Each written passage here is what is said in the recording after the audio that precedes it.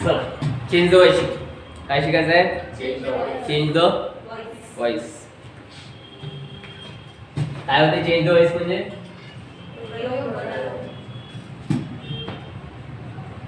Voice म्हणजे रे वॉइसचं spelling बरोबर आहे काय? हा नक्की बरोबर आहे? वॉइसचं स्पेलिंग बरोबर आहे?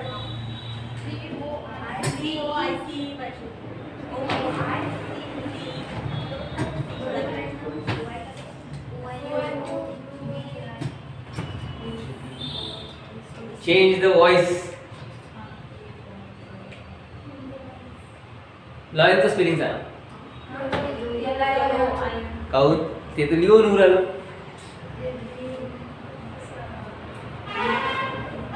बरोबर नाही काय?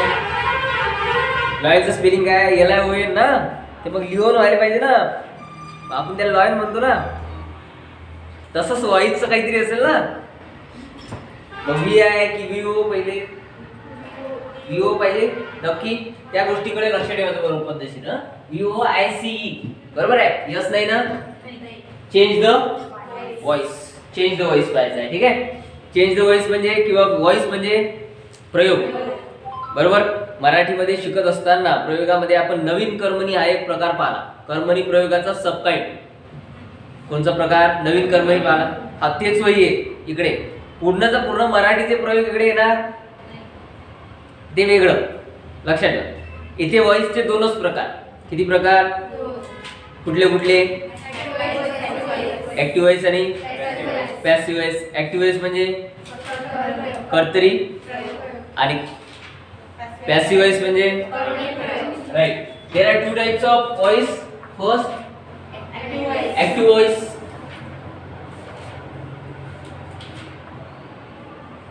Second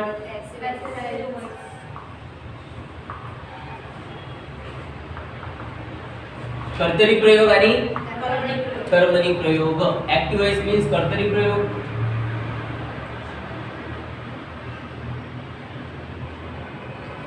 passive voice means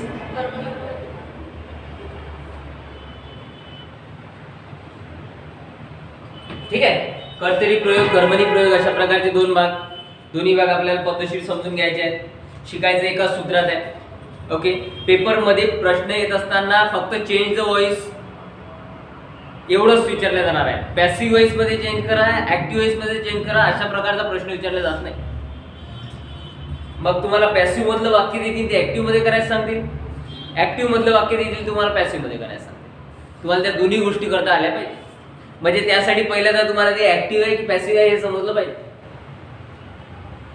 active आहे की पॅसिव्ह आहे हे समजलं पाहिजे. तेव्हा आपल्याला ऍक्टिव्ह असेल तर पॅसिव्ह करता येईल, पॅसिव्ह असेल तर बरोबर का?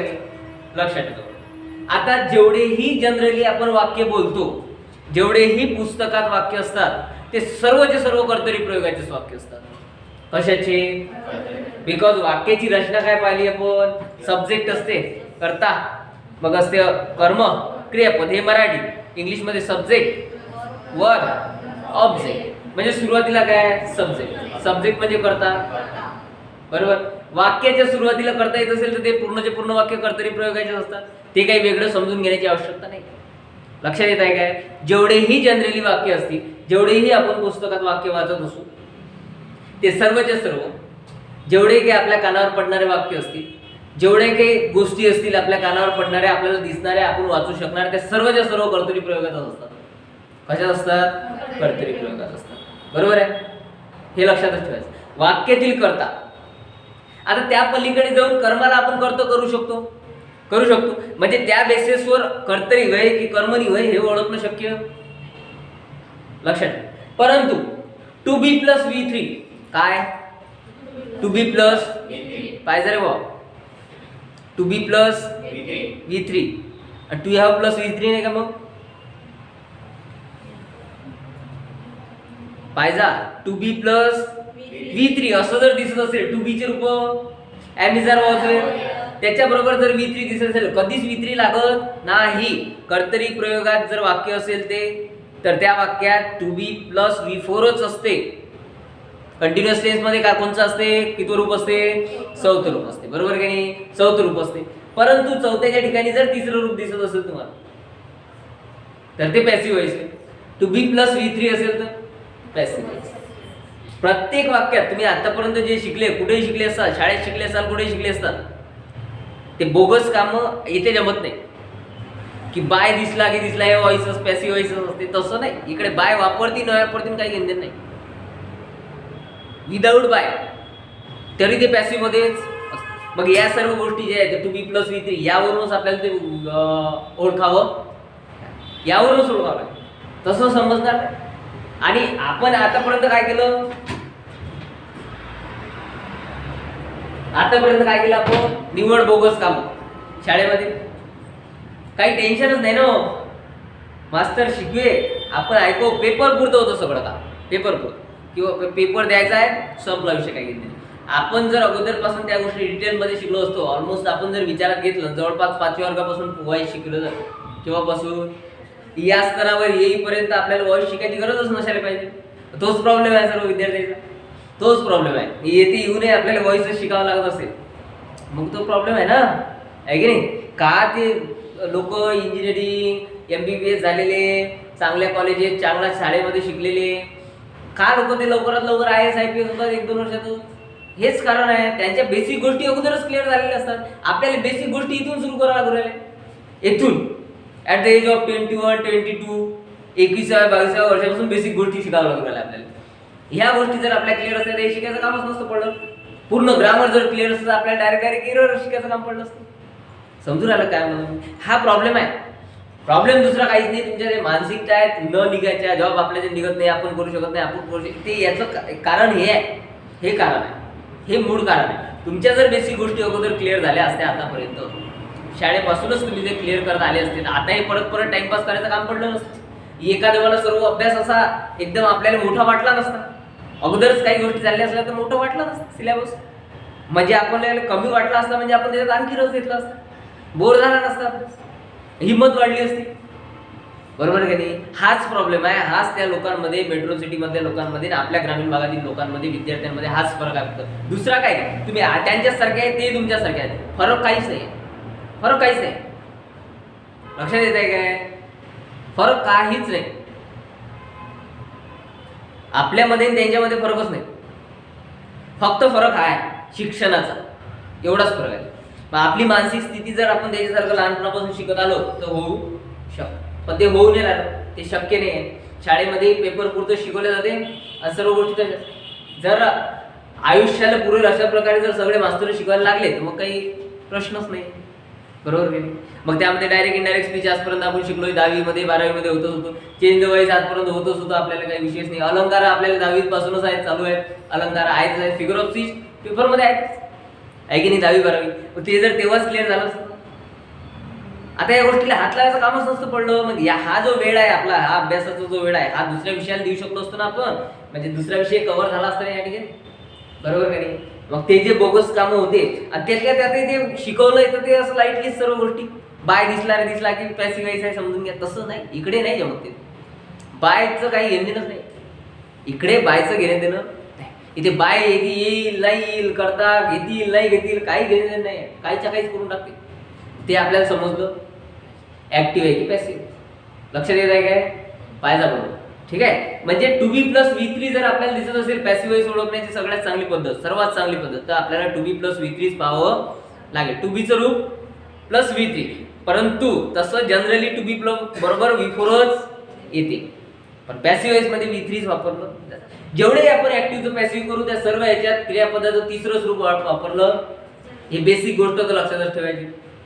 सिंपलची गोष्ट आहे.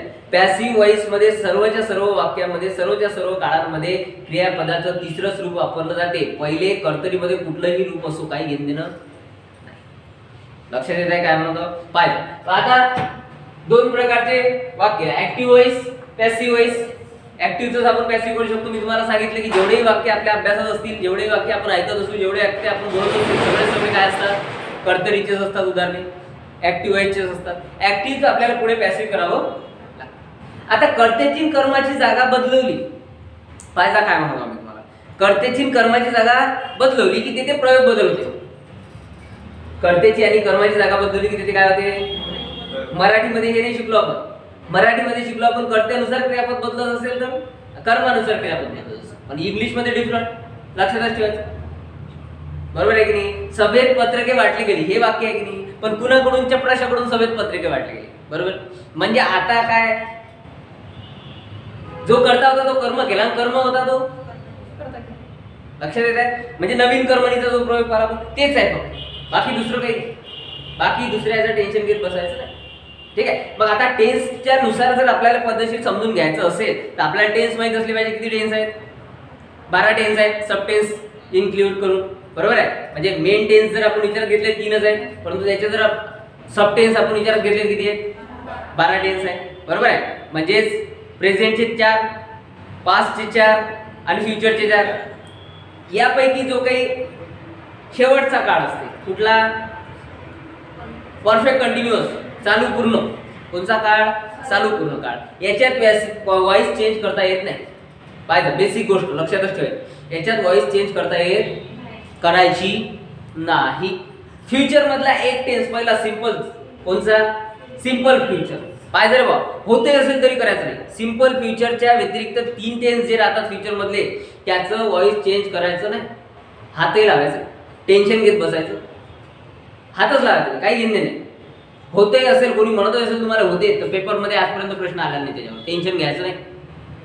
लक्षात येत आहे काय? फ्युचरचा पहिला सिंपल फ्युचर टेन्स, पास्टचे 3 simple future, simple past, past continuous, past perfect आणि प्रेझेंटचे 3 simple present, present continuous, present perfect. या जवळपास 7 गोष्टी आपल्याला शिकाव्या लागतात. किती? 7. याच्या व्यतिरिक्त आपल्याला शिकावं लागते लेटचं वाक्य. पाहिजे म्हणजेच लेटचं वाक्य म्हणजेच आज्ञार्थी वाक्य, इम्पेरेटिव्ह सेंटेन्स. इम्पेरेटिव्ह सेंटेन्स मध्ये कशा प्रकारे व्हॉइस चेंज करायचं लक्षात ठेवा. त्यानंतर 12 ते आपल्याला इंट्रोगेटिव्ह सेंटेन्स. इंट्रोगेटिव्ह सेंटेन्स मध्ये कशा प्रकारे व्हॉइस चेंज करायचा. असर्टिव्ह तर आपण पाहणारच आहोत, असर्टिव्ह तर पाहणारच आहोत, इंट्रोगेटिव्ह पाहणार आहोत आणि इम्पेरेटिव्ह पाहणार आहोत. एक्सक्लेमेटरीचं इथं काही घेणं देणं दूरपर्यंत घेणं नाही, काही टेन्शन घेत बसायचं नाही. लक्षात येते. त्यानंतर पाहायचं इन्फिनिटिव्हचं वाक्य. इन्फिनिटिव्ह सांगितलं 2 + 1, 2 + 1 इन्फिनिटिव्ह, 2 + V1 इन्फिनिटिव्ह. त्याचं वाक्य कसं करायचं, त्याचं चेंज करायचं कसं करायचं. सहाय्यकारी क्रियापदानंतर जर इन्फिनिटिव्ह येत असेल तर मग त्याचा काय चेंज करायचा. आणि स्पेशल जर स्पेशल इन्फिनिटिव्ह येत असेल, सहाय्यकारी क्रियापदानंतर येत नसेल लागून, तर मग त्याचं कसं करायचं. ह्या सर्व गोष्टी आपल्याला पद्धतशीर शिकायच्या आहेत. लक्षात ठेवा. आता हे शिकत असताना सिंपल टेन्स वेगळे ठेवायचे, कंटिन्युअस वेगळे ठेवायचे आणि परफेक्ट वेगळे ठेवायचे. 3 वेगवेगळ्या गोष्टी लक्षात ठेवायच्या. काय म्हणत आम्ही तुम्हाला? सिंपल वेगळे म्हणजे मग सिंपल प्रेझेंट असो, सिंपल पास्ट असो, सिंपल फ्युचर असो. ओके. देन कंटिन्युअस वेगळे, प्रेझेंट कंटिन्युअस असो, पास्ट कंटिन्युअस असो, फ्युचर कंटिन्युअसचा विचार करत बसायचं नाही. ठीक आहे. आणि परफेक्ट हे वेगळेच, प्रेझेंट परफेक्ट वेगळा आणि पास्ट परफेक्ट वेगळा. ठीक आहे. हे आपल्याला वेगळंच ठेवावं लागेल आणि त्यानुसार शिकावं लागेल. आता ऍक्टिव्हचं पॅसिव्ह करत असताना पाहिजे, ऍक्टिव्हचं पॅसिव्ह करत असताना आता ऍक्टिव्ह म्हणजे सांगितलं जेवढेही वाक्य आपण लिहितो बोलतो ते सर्वचे सर्व ऍक्टिव्ह असतात. आपण डायरेक्ट आता पहिल्यांदा पॅसिव्ह शिकू. काय शिकू? पॅसिव्ह शिकू. आता मला सांगा पहिल्यांदा सिंपलची रचना काय असते, सिंपल टेन्सची. मग तो पास्ट असो की प्रेझेंट असो, subject plus V1 plus object. बरोबर आहे. क्रियापदाचं मूळ रूप असते. हे कशाची? Simple present.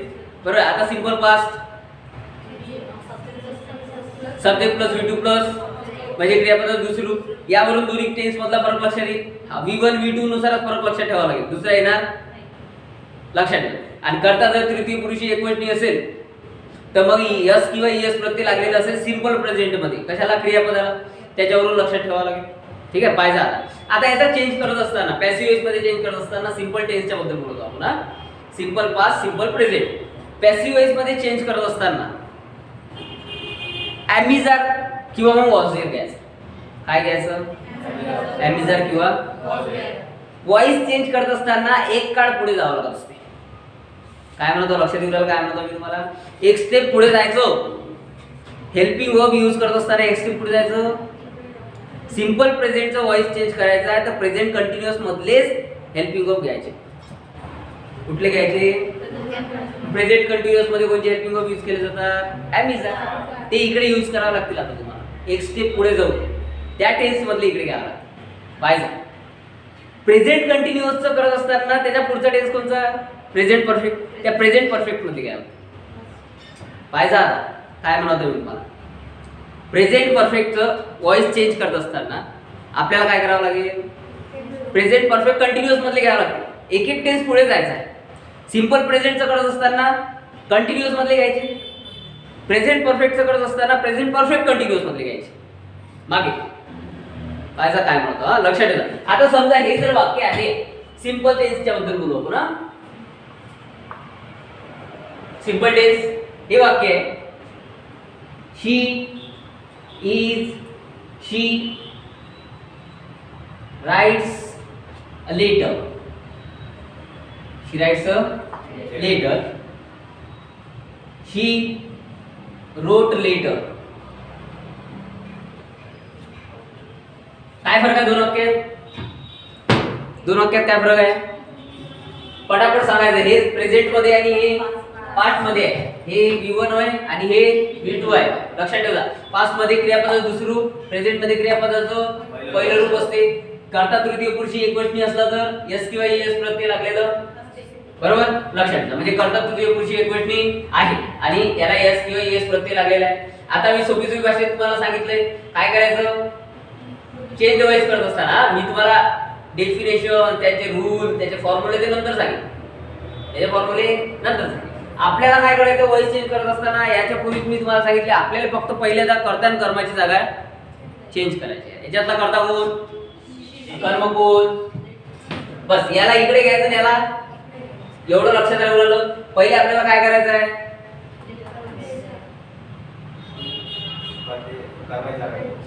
कर्त्याच्या ठिकाणी कर्माला आणायचं आहे. A letter. फॉर्म्युला देतो, टेन्शन नका. A letter. ओके. आता तुम्हाला सांगितलं मी की सिंपलचं करत असताना आपल्याला त्याच्या अगोदर पुढच्या काळातील हेल्पिंग वर्ब घ्यावे लागतात. म्हणजे कोणते घ्यायचे? आता इज घ्यायचं, सिंग्युलर आहे, लेटर सिंग्युलर आहे म्हणून काय घ्यायचं? इज. ओके. त्यानंतर बस हेल्पिंग वर्ब घेतलं, मुख्य क्रियापद घ्यायचं. पण कुठलं रूप? तिसरं रूप घ्यायचं. काय आहे तिसरं रूप? रिटर्न. ओके. त्यानंतर काय घ्यायचं? त्यानंतर आपला कर्ता. परंतु कर्त्याची नेहमी द्वितीय विभक्ती घ्यायची. केस ऑफ प्रोनाउन पाहिले आपण. प्रोनाउन केसचा टेबल पाहिला. 4 प्रकारचे केस किंवा 3च प्रकारचे केस, नॉमिनेटिव्ह, ऑब्जेक्टिव्ह आणि पॉझेसिव्ह. पॉझेसिव्हचे 2 प्रकार आहेत. त्याचा आपल्याला सध्या काही घेणे नाही. येथे आपल्याला पहिली केस आणि दुसरी केस समजली पाहिजे. प्रथम विभक्ती, दुसरी द्वितीय विभक्ती आपल्याला समजली पाहिजे. तेव्हा सर्व गोष्टी लक्षात ठेवा. मग आता शी ची द्वितीय विभक्ती काय आहे? बरोबर. आता हे झालं प्रेझेंट, हे पास्ट. आता पास्ट मध्ये फक्त एवढं चेंज करावं लागेल, दुसरं काही चेंज करायचं. काय चेंज करावं लागेल? इथे हे पास्ट मध्ये आहे ना. आता सिंपल पास्ट मधून एक स्टेप पुढे जायचं आपल्याला. पुढे पास्ट कंटिन्यूअस. मग काही वॉज वेअर, वॉज वेअर मध्ये येत ना. म्हणून आता letter was return bye. V3 ठेवा लागते कुठलाही काळ असो. त्याला चेंजेस करायचे नाही. V3 पाहिजे म्हणजे पाहिजे. बाय काही चेंज होणार आहे काय? नाही. फॉर्म्युला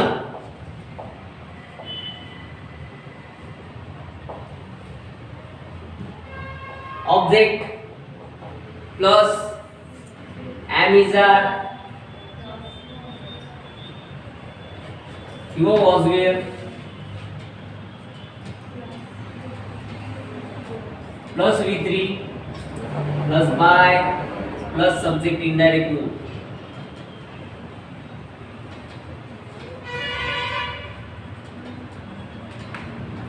सब्जेक्ट इनडायरेक्ट पाहिजे रे बा. Formula object plus am is are किंवा was were. प्रेझेंट असेल तर am is are, पास्ट असेल तर was were plus V3 plus by plus subject indirect. आता इथे ऑब्जेक्ट लिहिलं मी. काय लिहिलं? ऑब्जेक्ट लिहिलं. बरोबर आहे. आता मी वाक्य याला चेंज करू आपण. आता मला याचा वॉइस चेंज करून दाखवा.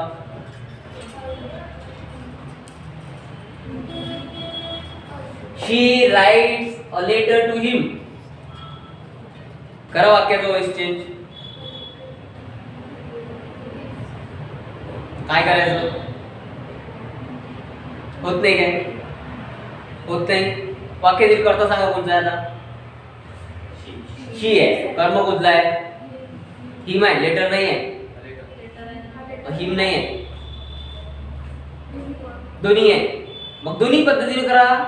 दोन्ही कर्म पुढे घेऊन करा. तेच सांगायचं ना समजून तुम्हाला. हे तुम्हाला ऑब्जेक्टच्या बद्दल समजून सांगायचं ना, तेच तर सांगायचं. आता हे दोन्ही प्रकारे तुम्हाला करावं लागेल. आता अ लेटर नुसार तर आपण केलं पुढे घेऊन. A letter is return to by him. Is return to हे ऍड केलं याच्यात. ठीक आहे. Return to him by. आता या लेटरच्या ठिकाणी दुसरा ऑब्जेक्ट घेऊन पहा. हिम आहे. दुसरा ऑब्जेक्ट घ्या. करा वाक्य. या लेटरचं टेन्शन होतं. तुम्ही हे घेऊन वाक्य तयार करून दाखवा. काय घ्यायचा? काय घ्यायचा? ही घ्यायचा. पाहिजे ना म्हणजे चेंज करावं लागलं. हे होय ते हे फक्त ऑब्जेक्ट नाही. व्यक्तिवाचक ऑब्जेक्ट जर असेल तर त्याचा आपल्याला विभक्ती चेंज करावी लागेल. कारण येथे जरी हिम असेल तरी इकडे घेत असताना प्रथमा विभक्तीतच पाहिजे. कर्ता हा नेहमी प्रथमा विभक्तीतच असतो. येथे हे कर्म आहे हे द्वितीय विभक्तीत आहे, परंतु आपण इकडे जेव्हा घेऊ ते प्रथमा विभक्तीतच झालं पाहिजे कारण ते कर्त्याच्या ठिकाणी चालू. लक्षात येते. म्हणून इथे ऑब्जेक्ट डायरेक्ट मूड लक्षात ठेवायचं. काय लक्षात ठेवायचं? Object direct mood.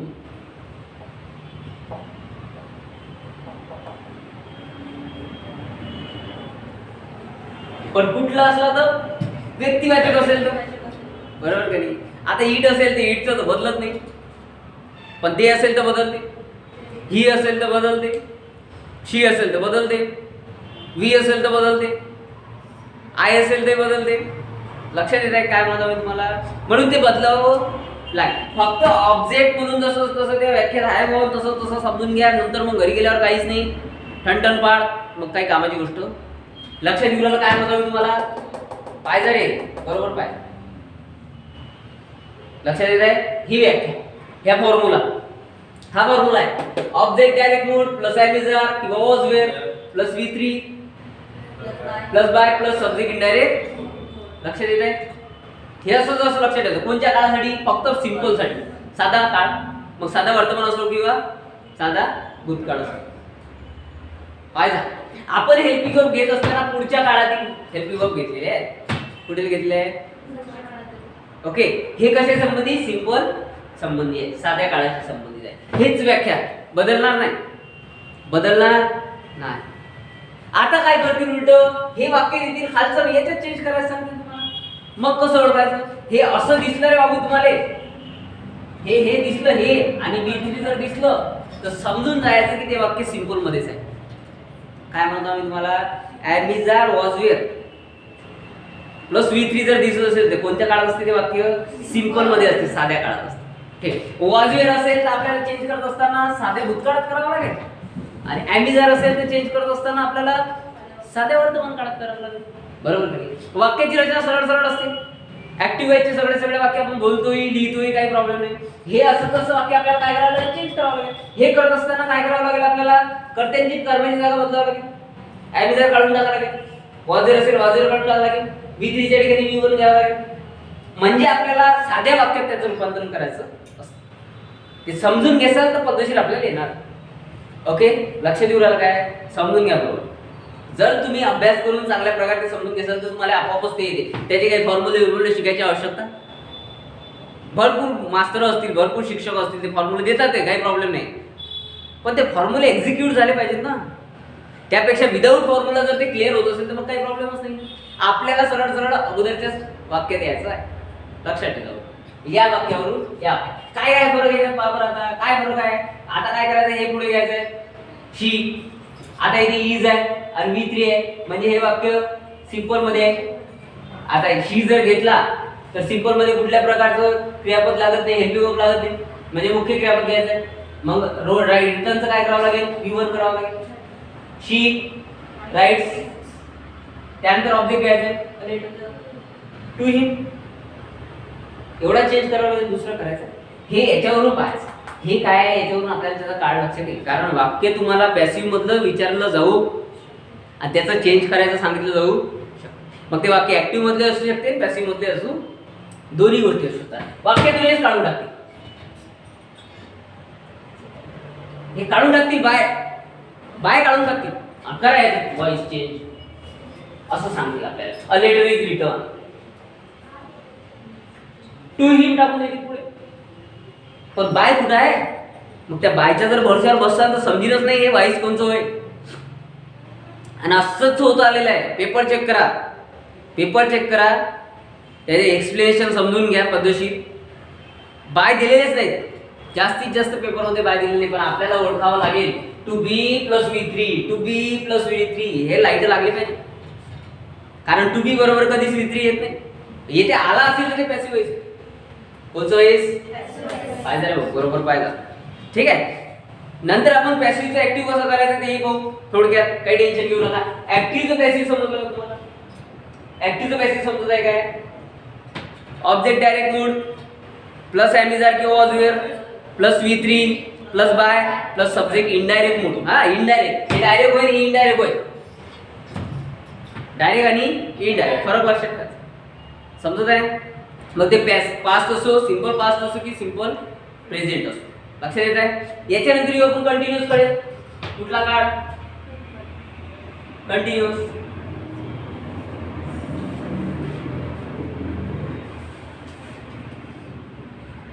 Continuous tense. मग प्रेझेंट कंटिन्यूअस असो की पास्ट कंटिन्यूअस असो. रचना काय आहे प्रेझेंट कंटिन्यूअसची? Subject plus am is are plus V4 plus object. काय जर एमिजारला कुठे सोडायचं रे? Subject plus am is are plus V4 plus object हे असते साध्या वाक्याची कंटिन्यूअस टेन्स मध्ये रचना. लक्षात येत आहे? त्यानुसार वाक्य रचना करू, वाक्य लिहू. हेच वाक्य चेंज करू. हा पाहिजे आता हेच वाक्य काय करतो? चेंज करतो. शी इज रायटिंग, बरोबर आहे काय? A letter. She is writing a, बरोबर होते ना रायटिंग? राईटचं रायटिंग होते ना. लिहिलं वाक्य, लिहिलं. आता याचा चेंज करत असताना मी तुम्हाला सांगितलं काय करायचं. आता इथून पुढच्या वाक्यात नाही जायचं, पुढच्या टेन्स मध्ये नाही जायचं. आपल्याला सिंपल मधून कंटिन्यूअस मध्ये जायचं असते, परफेक्ट मधून परफेक्ट कंटिन्यूअस मध्ये जायचं असते. दोन गट वेगवेगळे ठेवायचे. आता काहीच करायचं नसते. बीइंग प्लस V3 एवढाच फरक. काय करायचं आहे? जे रूप आहे तिथे हेल्पिंग वर्ब आहे त्याच्याबरोबर काय लावायचं असते? बीइंग. काय लावायचं असते? BING. बीइंग नाही, बीइंग. ओके, बीइंग लावायचं असते. आणि क्रियापदाचं रूप V3 करायचं असते. क्रियापदाचं रूप कोणचं? हा कोणताही व्हॉइस चेंज करा, कोणत्याही वाक्याचं व्हॉइस चेंज करा, V3च पाहिजे. काय पाहिजे? V3. तिसरंच रूप पाहिजे. हे लक्षात ठेवायचं पद्धतशीर. आता बीइंग लावायचं आणि याचं V3 करायचं. कर्त्यात करण्याची जागा आपण बदलत असू ते बदलावंच लागते, काही प्रॉब्लेमच नाही. आता याला कर्म अ लेटर पुढे घ्यायचं. इज आहे तोच घ्यायचा. याच्या समोर जे लागते तेच घ्यायचं. अ आहे म्हणून लेटर्स असतं तर आर घ्यावं लागलं असतं. अ लेटर इज काय लावायचं? बीइंग लावायचं.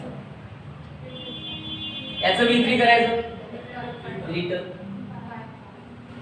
बाय.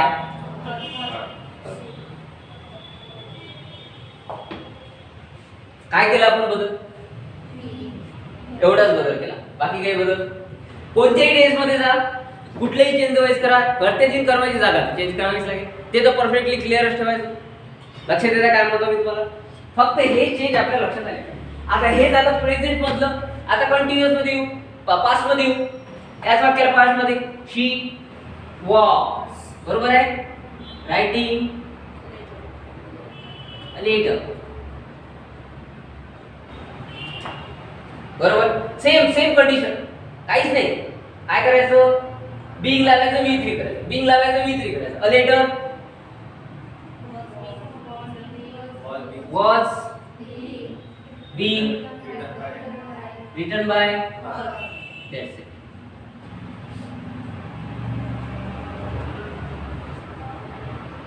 काही नाही, दुसरं काही कठीण नाही. काहीच नाही. Formula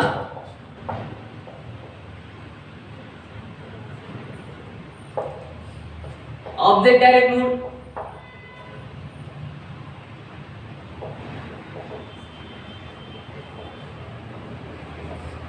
plus Amizar was where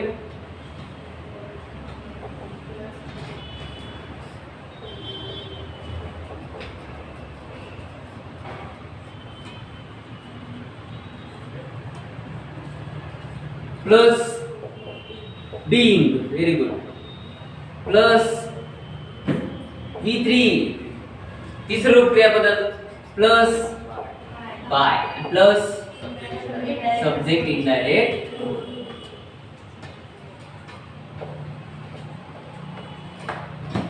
past असेल तर was where, प्रेझेंट असेल तर प्रेझेंट असेल तर दुसरं तर काही कठीणच नाही. कठीण काहीच नाही आहे या जगात. तुमची मनस्थिती पाहिजे करायची. आता प्रॉब्लेम आहे की आपल्याला आपल्या मास्तरांनी तेच सांगितलंय की बाबू कठीण आहे कठीण आहे कठीण आहे की नाही. मुळात ते त्याच्यासाठीच कठीण होतं पहिले, नंतर तुमच्यासाठी कठीण झालं. तुम्हाला जर सांगितलं असतं सोपी आहे सोपी आहे सोपी आहे, ते सोपीच वाटलं असतं तुम्हाला. कोणीतरी आपल्याला निगेटिव्ह काहीतरी सांगितल्याशिवाय आपण निगेटिव्ह होतच नाही. पहिली महत्त्वाची गोष्ट,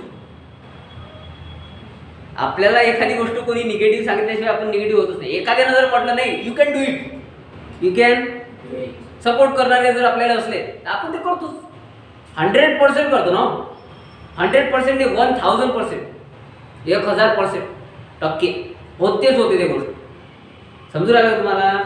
पद्धतशीर सर्व लक्षात ठेवा, सर्व गोष्टी लक्षात ठेवायच्या. मी व्हिडिओ पाहून होतो एकदा त्या व्हिडिओमध्ये एक वक्त्यांनी गोष्ट सांगितली होती मस्त. मी तुम्हाला सांगितली याच्या अगोदर गोष्ट सांगितली आहे की नाही. दोन मुलं असतात, एक 5-6 वर्षाचं असते, एक 8-10 वर्षाचं असते. दोन मित्र असतात, लहान मोठा आहे की नाही, 8-10 वर्षाचा. ते दोघं जण असतात, खेळत असतात, उन्हाळ्याचे दिवस असतात. खेळत असताना त्याच्यातला मोठा जो मुलगा असतो तो विहिरीत पडते. कुठे पडते? विहिरीत पडते. आता तो लहान मुलगा 5-6 वर्षाचा असते, तो मोठा असते खाली पडलेला. आता शक्य आहे का त्याच्यासाठी त्याला ओढणं बाहेर? नाही. ते तुमच्यासारखीच मानसिकता असेल ना त्या लोकांनी, बाकीचे जे निगेटिव्ह असतात, बरोबर आहे की नाही. उन्हाळ्याचे दिवस असल्या कारण सगळे कृत्रिम अंधार तयार करून, कृत्रिम रात्र तयार करून सगळे जण झोपले होते आपापल्या घरी. काही प्रॉब्लेम नव्हता, ते कोणाला माहीत नाही. आणि लेकरं सर्व उन्हाळा असो काही असो ते त्याचं खेळणं चालू असतं, बरोबर. दोर होता, दोर टाकला, दोर टाकून त्या लहान मुलाने त्या मोठ्या मुलाला ओढलं. लहान मुलाने मोठ्या मुलाला ओढलं, जे आपल्यासाठी अशक्य आहे. आपणही असो त्या ठिकाणी आपण नाहीच म्हटलं असतं की हे शक्यच नाही, बरोबर ना. एखादा 5-6 वर्षाचं पोरगं 10-12 वर्षाच्या पोराला कसं काय ओढील बाबा बाहेर विहिरीतून एवढं आहे की नाही. सर्वांना सांगतात, माहीत होते, सर्व विचित्र लोक विचार करतात की काय विचित्र गोष्ट घडली, काही असं काही घडलं नसेल, असं तसं सर्व गोष्टी, किंवा कशी काय घडली. तिथला एक सुशिक्षित चांगला एक पॉझिटिव्ह थॉट देणारा व्यक्ती असते शिक्षक, तो येऊन सांगते की बरोबर आहे त्याने ओढलंच, त्याने त्याला बाहेर काढलं. त्याचं कारण हे होतं की त्याला असं सांगणारं नव्हतं तिथे कोणी. काय सांगणार नव्हतं की तू त्याला काढू शकत नाही. त्याला जर असं सांगणार असतं कोणी की तू त्याला काढू शकत नाही, त्याला काढलंच नसतं. म्हणजे तिथे त्याला निगेटिव्ह वेव्स देणारं कोणी नव्हतं. समजून आलं काय. आणि तेच आपल्यासोबत घडून आलं अगोदरपासूनच. आपल्याला शिकवणारे मुळात सांगतात की कठीण आहे. अबे मग तू कायले मास्तर झाला बाबा. कठीण आहे जर तू विद्यार्थ्याला सांगत तू मास्तर व्हायच्या लायकीचाच नाहीस ना. तू विद्यार्थ्याला काय सांगायला पाहिजे, मास्तराचं कर्तव्य काय. मी सर्व शिक्षकांच्या बाबतीत नाही बोलतो. समजून आलं का तुम्हाला. मास्तराचं कर्तव्य काय, प्रत्येक गोष्ट विद्यार्थ्याला सोपी करून सांगणे ना. तुम्हीच त्याला जर कठीण सांगू राहिले की नाही हे कठीणच आहे, ते तर होतच नाही, टेन्शनच घेऊ नको, मग त्याला तर वाटेल नसते कठीण आहे. आणि एक वेळेस तशी मानसिकता झाली की झालं ते कठीणच होत झाले. हाच प्रॉब्लेम आपला होत आलेला आहे आतापर्यंत. हाच प्रॉब्लेम होत आलेला. आपले मास्तर जर अगोदरपासून आपल्यासोबत इंग्लिशमध्ये बोलले असते, आपण आता इंग्लिशच बोललो असतो. आपल्या इंग्लिश मधला मास्तर मराठीतच बोलले आपल्यासोबत, बरोबर नाही काय. हो, हेच आहे रिअलिटी. अमेरिकेचे मुलं लहान लहान मुलं इंग्लिश बोलतात. मग ते काय शिकलेले असतात, काहीच्या पोटातून शिकून येतात, गर्भातून शिकून येतात काय नाही. त्यांच्या कानावरती रोज रोज शब्द पडतात. तसेच जर आपल्या कानावर पडले असते, आईवडिलांचं जाऊ दे ना, हो ते गरीब ग्रामीण भागात ते कष्ट करतात बिचारे, ते आपल्याला इंग्लिश शिकायला वेळ नाही, ते काही इंग्लिश एवढं शिकलेलं नाही. ते त्यांची चूक नाही, त्यांची चूक नाही. पण अंगणवाडीपासून जर आमच्या कानावर इंग्लिशचे शब्द पडत जातील, आमच्यासोबत जर कोणी इंग्लिश बोलत जाईल लहानपणापासून, तर आम्ही इंग्लिश बोलणार जाऊ, ऑफकोर्स बोलणार. पण तसं झालंच नाही ना. आम्ही मोराच्या पलीकडे गेलोच नाही. मोरा काय तुझा तोरा, आहे की नाही? बरोबर आहे की नाही? आणि ते खिचडीवरचं एक गाणं, खिचडीवरचं असते कोणतं तरी गाणं, खिचडी द्यायच्या वेळेस अंगणवाडीत खिचडीच्या वेळेस गाणं असते कोणतं तरी, मॅडम म्हणतात. माझ्या घराला लागून आहे एकदम अंगणवाडी, एकदम एकदम एक्झॅक्ट समोरच. मला तर वेळ नसते, पण कधी काळी गेलो समजा मी, माझ्याच वेळेस जर ते असलं तर मग मला खूप राग येते. असं वाटते आता काय करू काय नाही. पण ते आता काही जमत समजून आलं काय. आणि इंग्लिश मधलं शिकवलंय तर ते मास्तरांनी ते जॉनी यस पप्पाच्या पुलीकडचं येत नाही. जॉनी यस पप्पा, 18 शुगर नो पप्पा. समजून आलं तुम्हाला. याच्या व्यतिरिक्त ते काय आपल्याला सांगू शकत. हाच प्रॉब्लेम आहे आपला हा प्रॉब्लेम आहे. त्यांच्यासोबत लहानपणापासून त्याचे आईवडील इंग्लिश मध्ये बोलतात. आता त्याला काही कामं नसतात, दिवसभर बसलेले असतात का त्याच्या लेकरांजवळ, त्याला कामं नसतात. म्हणजे आपल्या आईवडिलांना काम आहे, त्यांना कामं नाहीत काय, त्याला कामं आहे. ऑफिसमध्ये जातच असतील ना, मग वेळ देऊ शकत असतील का त्या मुलाला, नाही. पण जेवढा देत असतील तेवढा क्वालिटीचा. किंवा मग शिक्षकांकडे जेव्हा जात असतील तर शिक्षकही तसेच असतील. हा फरक आहे. हा फरक पडते त्याच्यात आणि आपल्यात. हा फरक आहे, दुसरा काहीच नाही. ते मासा गोळ्याचेच आहेत माणसं आणि आपण या मासा गोळ्याचे रक्ताचीच माणसं. बरोबर आहे की नाही? फरक का येते प्रॉब्लेम. इथं पाणी मुरलं ते समजलं पाहिजे. लक्षात येत आहे काय? Continuous to passive voice. Object direct mood plus am is are was were. Am is are present मध्ये घ्यायचं आणि वॉजवेअर पास्ट मध्ये घ्यायचं. प्लस V3 की बिंग पाहिजे, बिंगले सोडायचं नाही. Plus V3 plus by plus subject indirect. हे वय कंटिन्युअस. कुठला काळ? आता येऊ परफेक्ट कडे. पाहिजा बरोबर. पूर्ण काळ. कोणचा काळ? पूर्ण काळ. अगोदर पाहिला सिंपल, नंतर पाहिला कंटिन्युअस, आता पाहायचा आहे ओके. आता परफेक्ट काळ. परफेक्टची रचना काय? सब्जेक्ट प्रेझेंट परफेक्टची सांगा. सब्जेक्ट प्लस हॅव किंवा हॅज प्लस V3. डायरेक्ट ऑलरेडीच V3 असते. हे तर लय सोपी जाते. डायरेक्ट काय असते? V3. रिवाइज करताना काय करावं लागते आपल्याला? V3 करावं लागतं. म्हणजे याच्यात तर टेन्शनच नाही, काही टेन्शनच नाही, कठीण आहेच नाही. ती चमड्या लेकराला येते ते. लक्षात येऊ राहिलं काय? V3 plus object, that's it. हीच रचना आहे ना. Subject plus have plus V3 plus object, ही रचना आहे प्रेझेंट परफेक्ट. पास्ट परफेक्टची हॅवच्या ठिकाणी हॅड लागते, दुसरं काही नाही. बरोबर आहे. म्हणजे हॅव हॅड एवढं तर लक्षात ठेवू शकतो आपण. परफेक्टची रचना काय असते? Subject plus have had plus V3 plus by plus subject direct mood. हे नाही, हे वाईजची होय. साध्या काळाची subject plus have had plus V3 plus object. बरोबर. या रचनेनुसार वाक्य लिहू. हेच वाक्य शी काय घेऊ आता? हॅज की हॅड, हॅव की हॅज. फक्त आपण प्रेझेंट मध्ये लिहू राहिलो सध्या. हॅव घ्यायचं की हॅज घ्यायचं? नाही रे भाऊ, हॅज घ्यायचं. एक वचनी असेल, तृतीय पुरुषी असेल तर हॅजच घ्यायचं. हॅव लागत नाही. हॅव हे अनेक वचनांसमोर लागते. कशासमोर लागते? शी हॅज. V3 घ्यावं लागते. रिटर्न. बरोबर. A letter. हे परफेक्ट मधलं वाक्य. शी हॅज रिटर्न. बरोबर आहे.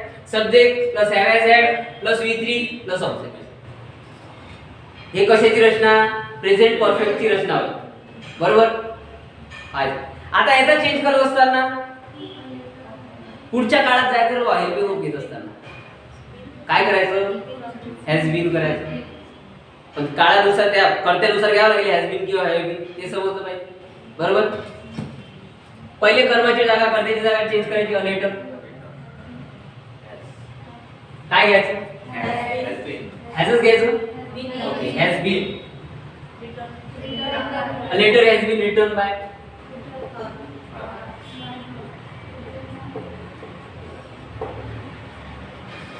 काय केलं? हेल्पिंग घेत असताना पुढच्या काळात गेलो. V3 आहे, V3 ठेवायचं आहे, त्याचा काही प्रॉब्लेमच नाही. जसंच आहे तसंच तसंच ठेवा पाहिजे, काही प्रॉब्लेमच नाही. याच्याच ठिकाणी काय लागणार आहे? हॅड लागणार आहे. दुसरं काय? हॅड लागला की ते हॅड बीनच घ्यावं लागेल. दुसरं काय? हॅड लागला तर आपल्याला इथे काय घ्यावं लागेल खाली had. That's it. Formula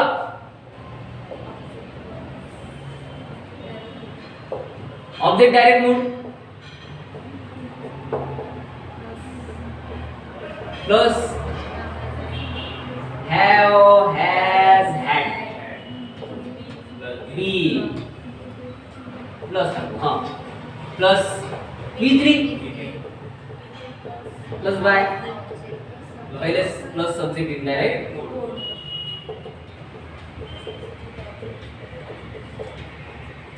that's it. एवढंच दुसरं काय काहीच नाही, काही टेन्शनच नाही घ्यायचं. हेच वय रे बाबा चेंज द वेज. हे जे सांगितलं मी एवढं तुम्हाला हेच वय चेंज द वेज. याच्या व्यतिरिक्त इम्पेरेटिव्ह इंटरगेटिव्ह शिकू ना तो प्रॉब्लेम नाही, पण हे असर्टिव्ह सेंटेन्स तर आपल्याला आले पाहिजे. पहिली महत्त्वाची गोष्ट हे नसतील येत तर मग तिथे त्याच्यापेक्षा कठीण जात असेल तुम्हाला. हे जर कठीण जात असेल तर मग तिथे तर तुम्ही डोक्याला जात देत असाल ना इंटरगेटिव्ह सेंटेन्सच्या वेळेस.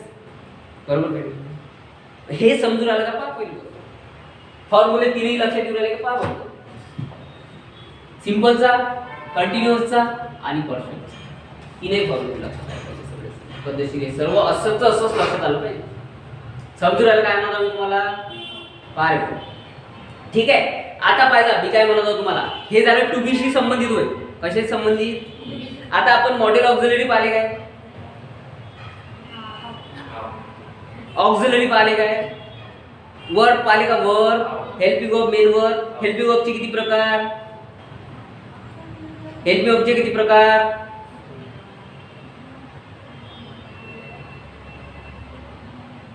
काहीच नाही. हेल्पिंग ऑफचे प्रकार शिकलो बाबा. सहाय्यकारी क्रियापदाचे ऑक्झिलरीचे प्रकार शिकलो आपण. एक प्रायमरी आणि एक मॉडेल ऑक्झिलरी. बरोबर का नाही? हे होय primary. Am is are, was were, have has, had. हे प्रायमरी होत ना. कसे करून राहिले तुम्ही? बरोबर आहे की हे काय होईल? प्रायमरी. आता त्याच्या पलीकडे पहिले येऊन पाहिजे. आता मॉडेल ऑक्झिलरी नंतर पाहू थोड्या वेळात. त्याच्या पहिले येऊन हेच वाक्य सगळे निगेटिव्ह असते तर मग काय केलं असतं? अबे काहीच नाही करावं लागत ना. काय विचार करू राहिले एवढं? नॉटच लागलेला असते ना फक्त. दुसरं काही असते काय? नाही मान्य आहे असते.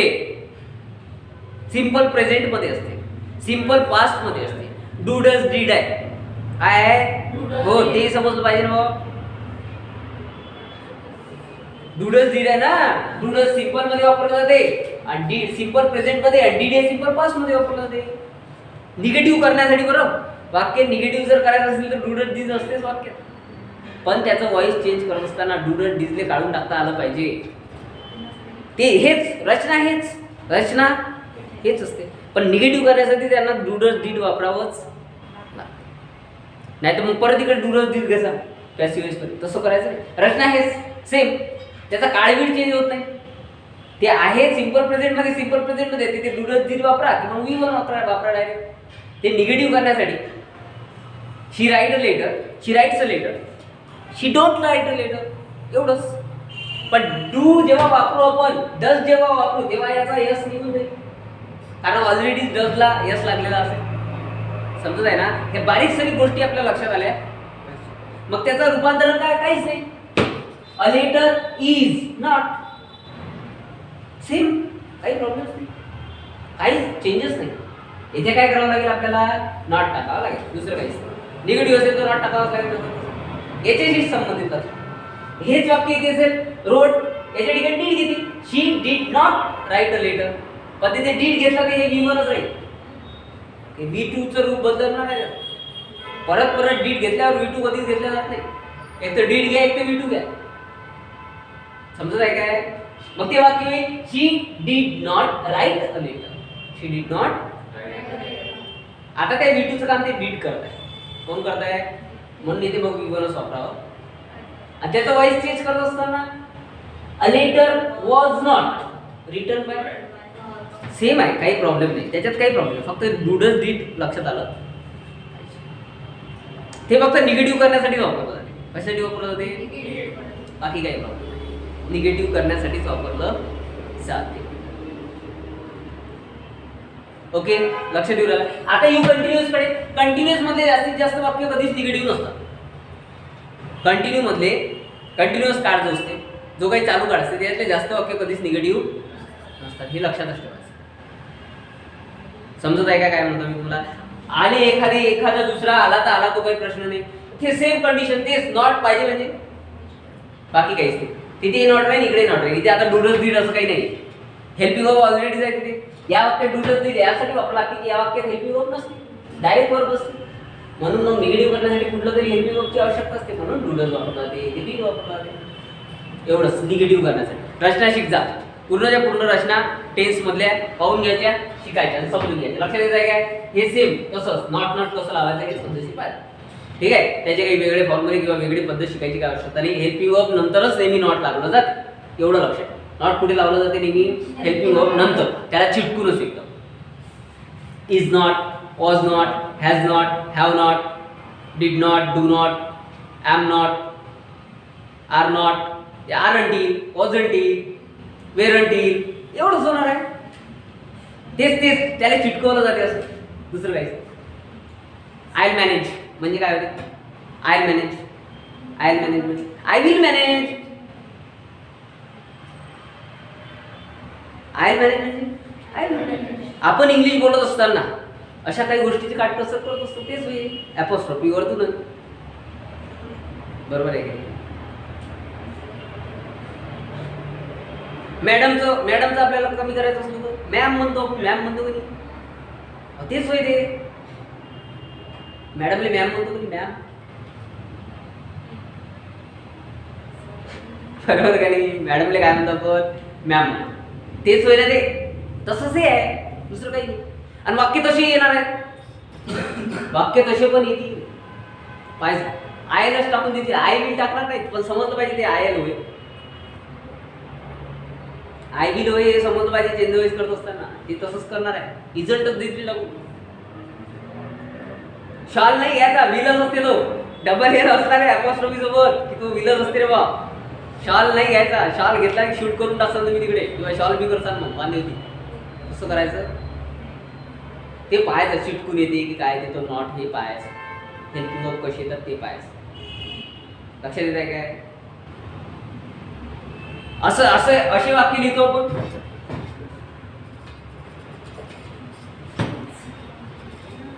शी इज होईल काय, हे समजलं पाहिजे. या सर्व गोष्टी आपल्याला झाल्या पाहिजे. समजत आहे काय म्हणतो मी तुम्हाला? निगेटिव्हचं कसं समजून घ्यायचं ते पद्धतशीर आपापल्या पद्धतीने लक्षात ठेवायचं. नाही समजलं तर मग आपण आहोत, काही प्रॉब्लेम असते आहे की नाही, पाहायचं. बरोबर आपण किती वेळ देऊ, या लोकांनी तुम्ही एवढा वेळ देऊ शकतो आपण, बरोबर आहे की नाही?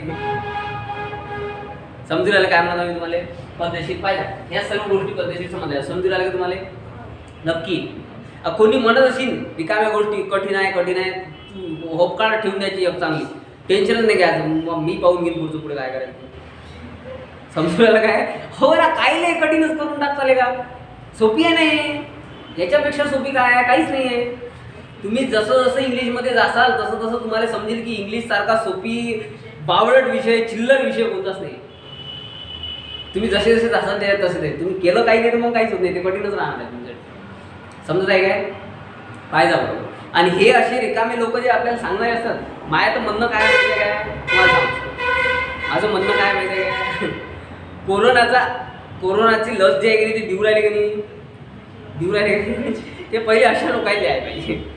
रिकाम्या अशाच लोकांना द्यायला पाहिजे. म्हणजे वाचला तर मग समजून जायचं की कोरोनाची लस चांगली आहे, आणि मेला की समजून राहायचं. दोन्ही गोष्टीत आपला फायदा आहे ना. परीक्षण त्याच्यावर झालं पाहिजे पहिले. अशा रिकाम्या लोकांना निगेटिव्ह वेव्स पसरवणार लोकांवर पहिले त्या कोरोनाच्या लशीचं काय झालं पाहिजे? परीक्षण झालं पाहिजे, चाचण्या झाल्या. समजून आलं का तुम्हाला काय म्हणतो? हे 3 गोष्टी लक्षात आहे काय? आता हे झालं हे प्रायमरीच्या बाबतीत. कशाच्या बाबतीत? आता ही आपण मॉडेल ऑफ द लिटरे, मॉडेल ऑफ द लिटरे पहा कोणते आहे? Shall will, should would. Should वुडचं सध्या काही घेतलेलं नाही, असले तरी टेन्शन घ्यायचं. कॅन कुड, मे माइट, एवढंच लक्षात ठेवा, एवढंच लक्षात ठेवा. बाकी मस्ट विश मस्त लक्षात ठेवा, काही प्रॉब्लेम नाही. खालचे जे आहेत ought to, use to, need to, त्याचा विचार नका. ओके, वरचे जेवढे आहेत 10 आहेत ना, 10 आहेत की 9 आहेत की 8 आहेत? पाहिजे रे बरोबर. Shawl will, should would, can कुड, मे माइट आणि मस्ट 9 आहेत ना. किती आहेत? त्याच्याशी संबंधित काहीच करायचं नाही रे बाबा. रचना जे आहे तेच ठेवायची. कर्त्याची जागा कर्माच्या ठिकाणी, कर्माची जागा एवढं तर लक्षात घेतलं. V3 करायचं म्हणजे जे मॉडेल ऑक्झिलरी असते त्याच्यानंतर फक्त बी लावायचं. बी काय? बी लावायचं. काय लावायचं? बी. पाहिजे त्याच्यात मग सिंपल फ्युचर आहे आलाच होता. शॉल विल आला म्हणजे सिंपल फ्युचर आला. पाहिजे वाक्य पहा. आय विल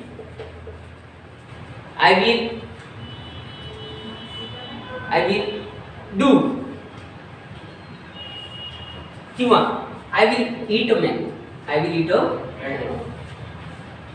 वाक्य काळात कोणत्याही घेतलेलं नाही. मॉडेल ऑक्झिलरी दिसून राहिलं त्या बाकीचं टेन्शनच घ्यायचं.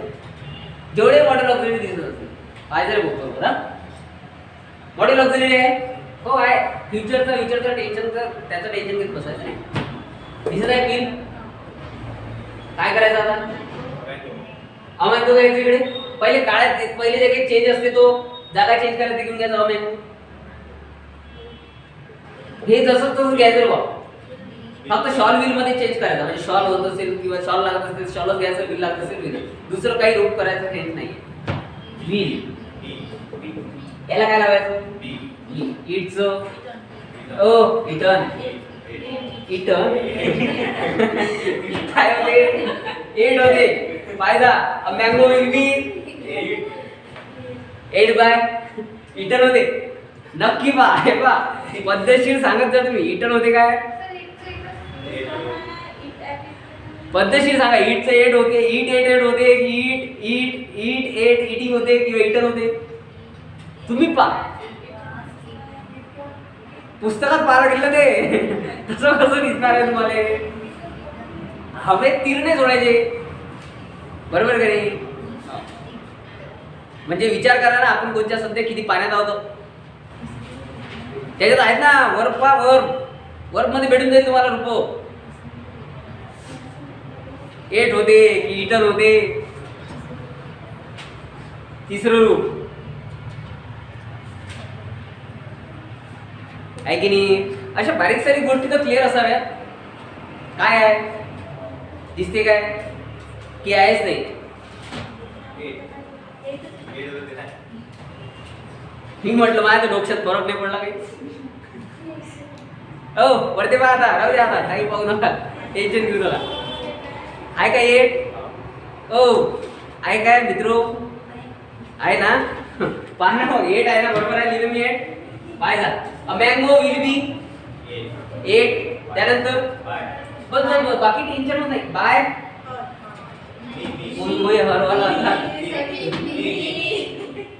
आयचं काय केलं चेंज? काहीच V3 केला आणि बीला. मग याच्या ठिकाणी कॅन येईल, त्याच्या ठिकाणी मे येईल, कुड येईल, माईट येईल, मस्ट येईल, काही येईल. पण मॉडेल ऑक्झिलरी होय ना, दुसरं काही टेन्शन घ्यायचं. त्याच्यानंतर बीस लावायचं आणि V3 घ्यायचं. बस हे होईल मॉडेल ऑक्झिलरी. काय आहे काही कठीण तुम्हाला वाटलं? कठीण जर वाटत असेल तर मग दरवाजे उघडे आहेत आपल्या इथे. समजून राहिलं काय म्हणतो मी तुम्हाला? मॉडेल ऑक्झिलरीशी संबंधित 20 लावा लागतील राव. दुसरं काहीच करायचं नाही. करते जिन कर्माची जागा चेंज करूच राहिलो आपण. बाय ते यूज करूच राहिलो. V3 तर सगळ्या ह्याच्यात V3 वापरावं लागते. त्याचाही प्रॉब्लेम नाही. टू बीचे रूप किंवा टू डूचे रूप आणि इकडे model auxiliary primary model auxiliary. अशा दोन गोष्टी डिवाइड करून घ्या. काहीच डोक्याच्या वर जात नाही, काही कठीण होत नाही, काहीच नाही, काहीच नाही. टेन्शनच नाही घ्यायचं. समजत आहे काय म्हणा तुम्हाला? आता पुस्तकात जास्तीत जास्त असणार आहे. त्याची पुस्तकं विकायला लागतात ना. कशी गोष्ट करत त्याची किंमत वाढवावी लागते ना. किंमत कमी करत जातील ना. पुस्तकाची किंमत कमी करत जातील की वाढत जातील? त्याचं कामच आहे ते वाढवणं. मग त्यासाठी त्याला 1-2 पेजेस वाढवावेच लागतील. 1-2 पेजेस वाढवण्यासाठी त्याला विस्तृत आणखी करावंच लागेल. तुम्हाला काही त्रास हो, काही घेणं नाही. त्याला घेणं देणं नाही. पुस्तकावाले परीक्षा घेणारे काही घेणं नाही तुमचं. ह्याचा जो सिक्वेन्स चालत आला आहे आतापर्यंत ते सर्व ते कंटिन्यू करणार आहे. दॅट्स इट, दुसरं काही नाही. समजत आहे काय?